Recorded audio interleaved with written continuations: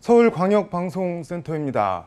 윤석열 대통령 체포영장 집행을 두고 공수처가 과연 윤 대통령을 체포할 수 있는 실력이나 의지가 있냐는 뒷말이 나오고 있습니다. 헌법재판소 윤석열 대통령 탄핵 심판에선 국회 소추인단이 탄핵 사유에서 형법상 내란죄를 빼기로 하면서 여야 간 격렬한 공방이 벌어지고 있습니다. 여의도 초대석 판사 출신으로 문재인 정부 법무부 장관을 지냈고 현재 국회 소추인단 중 한 명인 박범계 더불어민주당 의원과 관련 얘기 자세히 해보겠습니다. 어서 오십시오. 네, 반갑습니다. 안녕하세요. 시국이긴 한데 저희 KBC 여의도 초대석 처음 모셨는데 예. 광주 전남 시청자 여러분께 인사 한 말씀 부탁드리겠습니다. 네, 광주 전남에 자주 가는 편입니다. 우리 시청자 여러분, 좋은 사옥에 있는 우리 KBC 여의도 이곳에 와서 방송하게 돼서 아주 기분이 좋습니다. 새해 복 많이 받으시고요. 조속히 이 시국이 정리돼서 안정적인 나라를 만드는 데 일조하겠습니다. 도와주십시오. 바로 질문 들어가겠습니다. 네. 공수처 윤석열 대통령 체포영장 집행 일단 1차 시도는 실패했는데 그렇죠. 어떻게 보셨나요? 아까 우리 본부장님께서 얘기하신 것처럼 공수처의 실력과 의지가 네. 정말 백일하에 드러난 장면이었다. 그렇지만 여기서 포기하지 말고 네. 뭐 수사권을 다시 넘긴다느니 이런 얘기 하지 마시고 네. 공수처가 만들어진 근본적인 취지가 있습니다. 검찰, 경찰, 공수처가 서로 정립하면서 네. 권한을 남용하지 말고 제대로 된 사법국가, 네. 좋은 나라를 만드는데 일조하라는 네. 그런 취지가 있기 때문에 다소 국민들에게 많은 실망을 끼쳤지만 포기하지 말고 네. 제2차 집행을 제대로 해야 되겠습니다. 일단 공수처 산파 역할을 하셔서 애정이 있을 것 같은데 지금 보면 1차 집행 때도 경찰은 저항하는 경호처 직원들 다 잡아가자 뭐 이런 네네네. 거였는데 공수처에서는 그렇게 하지 말자 뭐 이래서 막 또 이렇게 왔다 갔다 하고 그래서 약간 뭐 엑스맨이냐 뭐 이런 얘기도 나오는 것 같습니다. 어떻게 보시나요? 어찌됐든 네. 뭐 경찰 측에서 그런 이제 제2 뭐 경호처장이나 차장이나 네. 체포하자라는 얘기도 있었습니다만 현실적으로 제1저지 문부터 시작해가지고 네. 관저에 들어가는 대문 제1저지선, 제2저지선 그리고 관저 앞까지 있을 네. 때 공수처 검사 3사람이 1, 2저지선 다음에 안내받아서 일종의 네. 3명만 관저 앞까지 가고 공수처 검사들의 집행을 지원하러 나간 경찰력하고 떨어져 있다는 것이 근본적인 문제였던 것 같아요. 그렇다면 마지막 남는 것은 네. 거기서 그냥 제1저지선, 제2저지선을 뚫고 갔는데 네. 거기서 물러나서 밖으로 나올 것이 아니라 거기서 주저앉아서 국민들, 네. 많은 국민들이 체포영장의 집행을 얼마만큼 염원을 했습니까? 그 힘을 동력으로 삼아서 거기서 농성 같은 그러한 저항을 했어야 되지 않은가 하는 그런 생각인데 그 점은 매우 안타깝고 아쉽습니다. 그 키세스 시위대라고 네네네. 그래서 그 온라인에서 한참 예. 화제가 되던데 그건 어떻게 보셨나요? 저희들 이제 정치를 하는 국회의원들 입장에서는 체포영장이 발부돼 가지고 집행까지 갔는데 그런 점이 뭐 우리 국민 여러분들이 보시기에 만족스럽지 못하고 허탈감, 상실감을 준 점에 대해서 굉장히 죄송스럽게 생각하는데 네. 그날 그 눈이 오는 그런 상황에서 한남동 관저 앞에 모였던 우리 국민들이 네. 정말 눈을 맞아가면서 키세스 응원단이라고 하는가요? 예, 그분들의 그런 눈물겨운 어떤 의지, 투지 그런 걸 보면서 참으로 탐복했고 감사의 말씀드리고 저희로서는 네. 죄송스러운 말씀을 드립니다.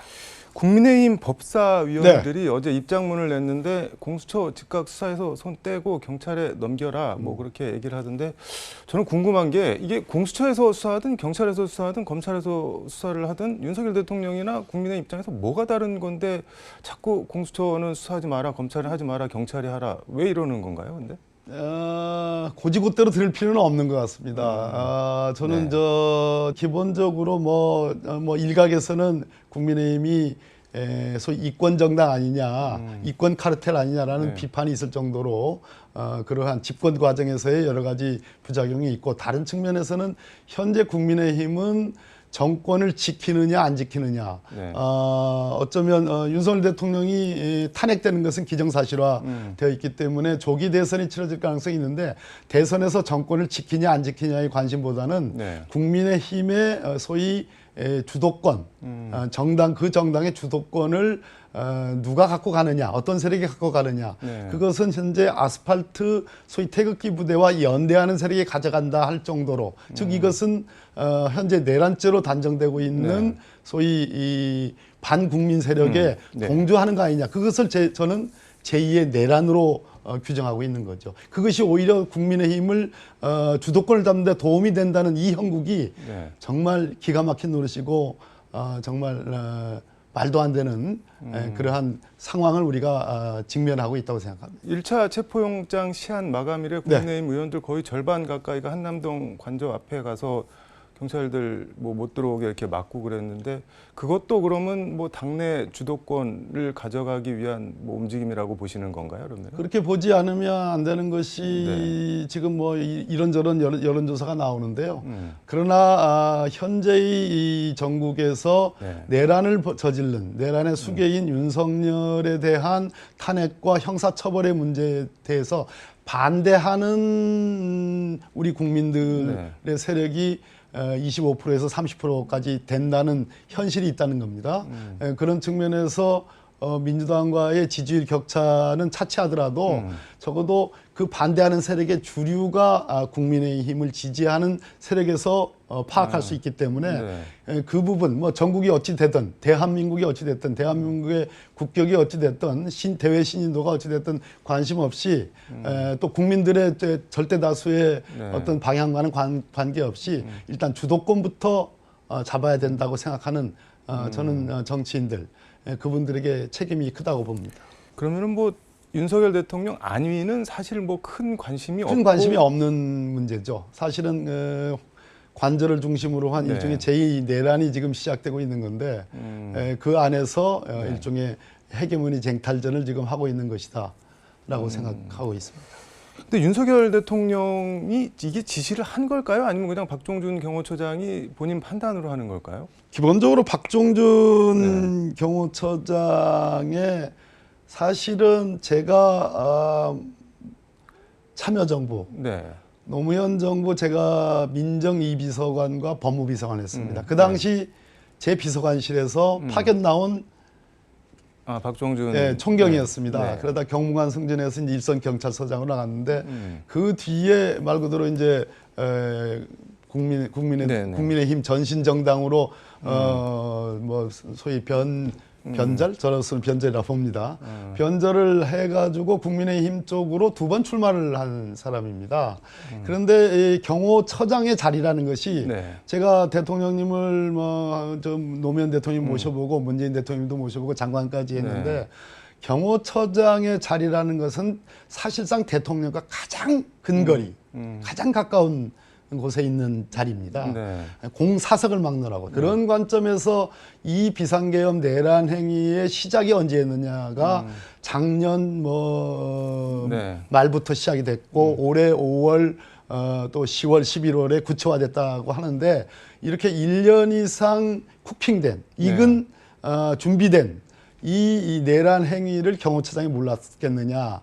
라는 우리 의심을 갖고 있는 겁니다. 그런 차원의 박종준 처장이 고발이 됐고요. 그렇다면은 본인 스스로 이 내란 행위에 책임이 없다 할 수 없다면 당연히 지금 결사항전으로 무기까지 동원해서 결사항전으로 제2의 내란 행위를 획책할 수 있는 거죠. 저는 박종준 그러니까 대통령의 지시나 뭐 이거 관계없이 한 통속이기 때문에 그냥 이심전심으로 지금 저항을 하는 거라고 봐야 되겠습니다.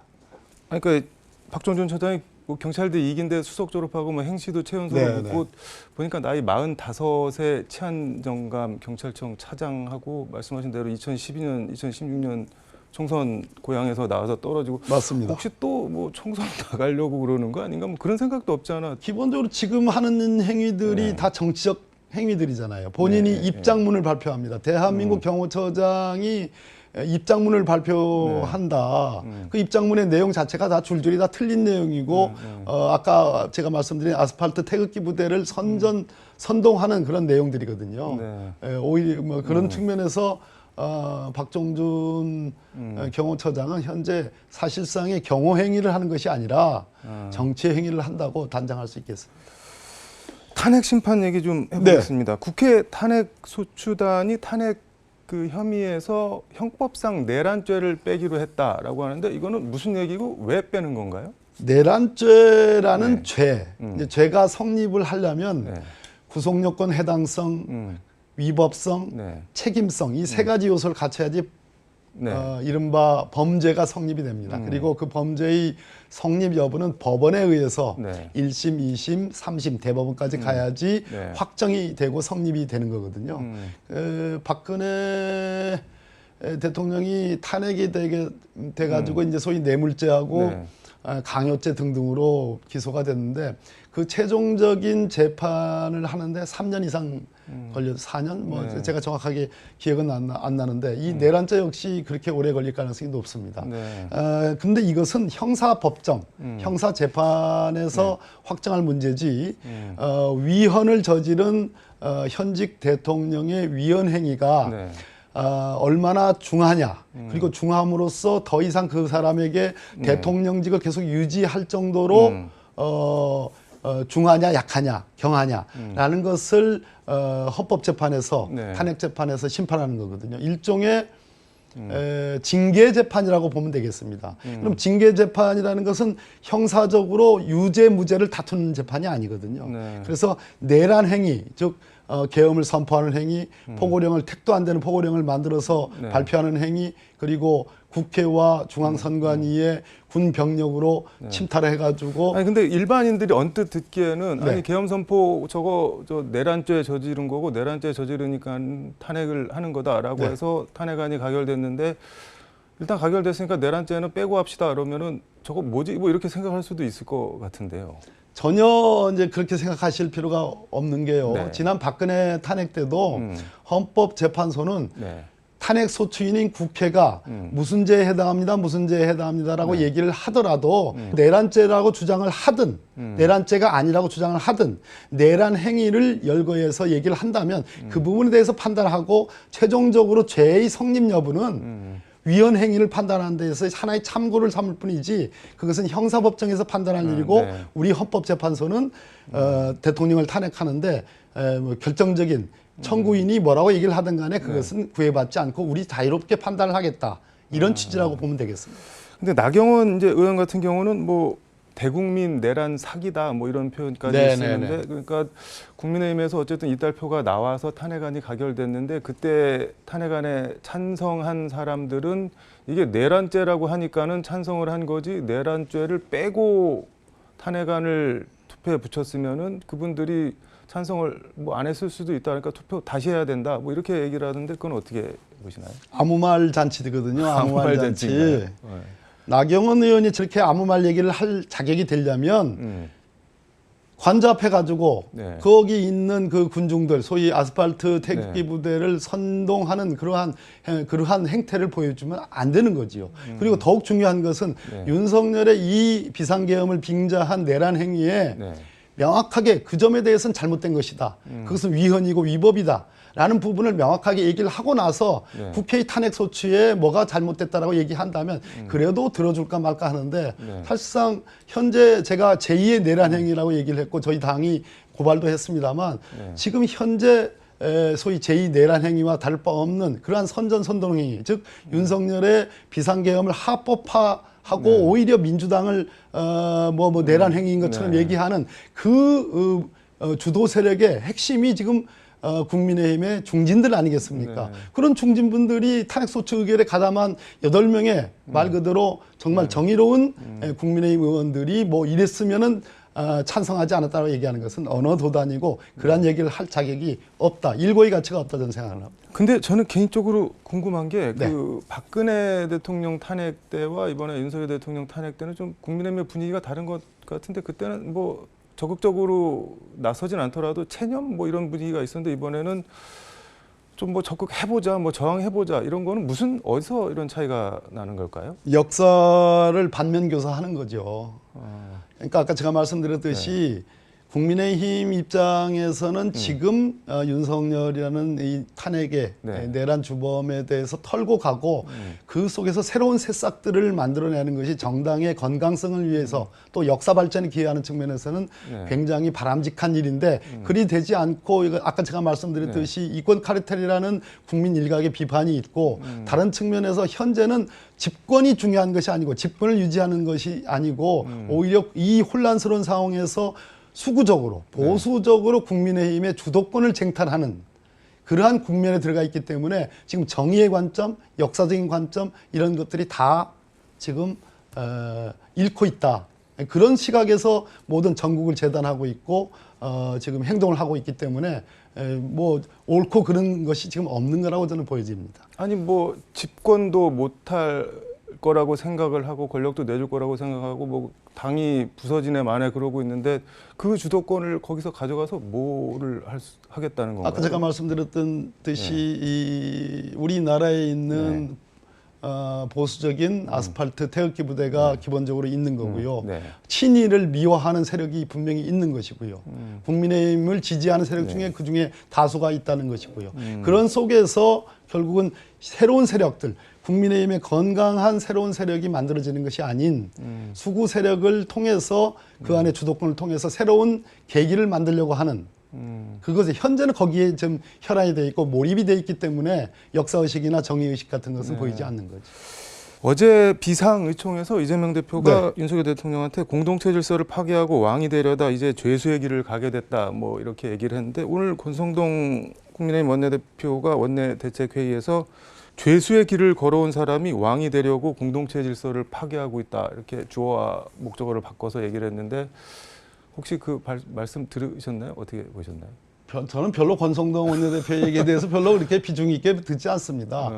뭐 이재명 대표에 대해서 그렇게 얘기를 하는데 결국은 기승전 이재명 아니겠습니까? 윤석열을 보호하기 위한 방책으로서 이재명 대표를 비난하고 공세하는 것이 뭐 효과적이라고 지금 판단을 했는지 모르겠지만 그러기 위해서는 이재명 대표에 대한 공선법, 선거법 위반의 재판이 무슨 뭐 엿가락처럼 늘어진다든지 또는 시작이 안 된다든지 그러면 모르겠으나 아시다시피 지금 항소심이 지금 기일이 잡혀가지고 내일 모레면 재판이 시작이 됩니다. 거기에 저희들은 정정당당하게 응할 것이고 지금 그런 턱도 안 되는 그런 말에 대해서 별로 귀담아 들을 생각도 없고 값어치 있게 생각하지 않습니다. 제가 이 질문을 여쭤본 거는 그 말씀하신 대로 이제 이재명 대표 공직선거법 위반 항소심이 나오기 전에 탄핵을 어떻게든 끌어내려고 하는 거 아니냐. 그러니까는 걸리적거리는 거 무거운 거 다 떼고 그냥 확실한 걸로 가자 가볍게 뭐 이렇게 지금 비판을 하기도 하는데요. 그거는 말이 됩니까? 지금 그 헌법재판소에서 지금 윤석열 탄핵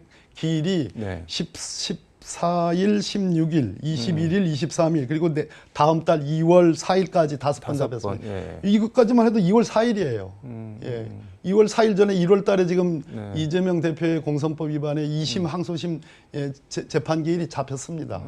그러니까 그런 그 계산 자체가 그거는 수학도 아니고 산수입니다. 그렇게 산수를 그렇게 못하면 뭐 말할 뭐 얘기할 필요도 없는 거죠. 산수가 안 되는 사람들인가요? 예.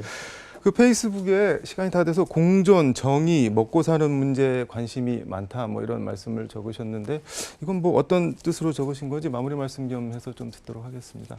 예, 우리 KBC 방송에 이렇게 출연하게 돼서 영광스럽게 생각합니다.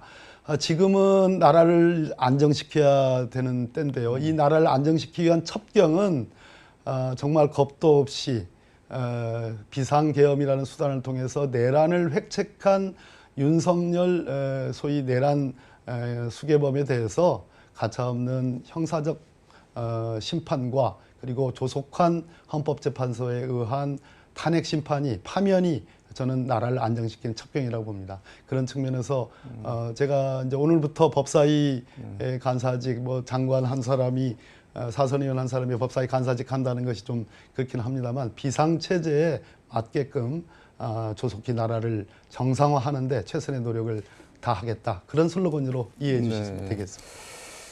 헌재 탄핵 심판 변론기일 좀 진행되면은 한 네. 번 더 모셔서 네, 말씀 좀 그러도록 하겠습니다. 들어보도록 하겠습니다. 오늘은 여기까지 예, 듣도록 하겠습니다. 만나면서 고맙습니다. 반갑습니다. 감사합니다.